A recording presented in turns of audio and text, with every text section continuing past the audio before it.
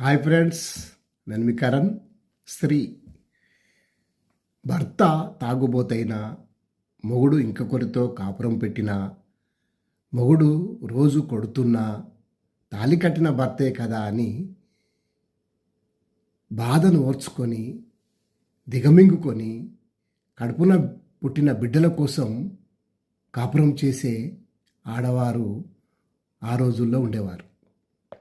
కానీ ఈ రోజుల్లో కట్టుకున్న భర్తను ప్రాణం ఉండగానే డ్రమ్ముల్లో పెట్టి చంపేస్తున్నారు.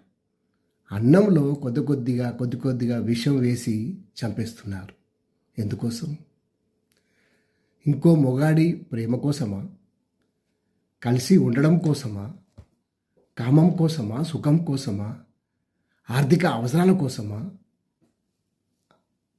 అలా చేస్తూ ఉన్నారు కొందరు. మొగాళ్ళు కూడా ఇంకో అమ్మాయి లేక స్త్రీ మోజులో పడి కట్టుకున్న భార్యను వదిలేసి, పిల్లలను వదిలేసి ఆమెతో వెళ్ళిపోతున్నారు. ఏమిటి? పెళ్ళి అనే బంధనంలో ఆడవారికి సంఖ్యలు వేస్తున్నారు. ఆడవారి ఆత్మాభిమానాన్ని దెబ్బతీస్తున్నారు. ప్రేమ లేని వాడితో శారీరక సంబంధం పెళ్ళి అని పెట్టి ముడివేస్తున్నారు. శారీరక సంతోషం లేక మానసికంగా కుంగిపోతూ ఉన్నారు. అయినా ఆడవాళ్ళు జీవోత్సవంలా బ్రతుకుతున్నారు. కొంతమంది కామాంధులు అవసరాల కోసం ఆడవారిని వాడుకుంటున్నారు.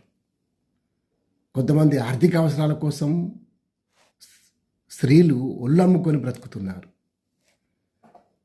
ఇక వాళ్ళు నయం, సంసార జీవితంలో ఉన్నవారు కూడా సుఖాల కోసం బయట వారితో సంబంధాలు పెట్టుకుంటున్నారు.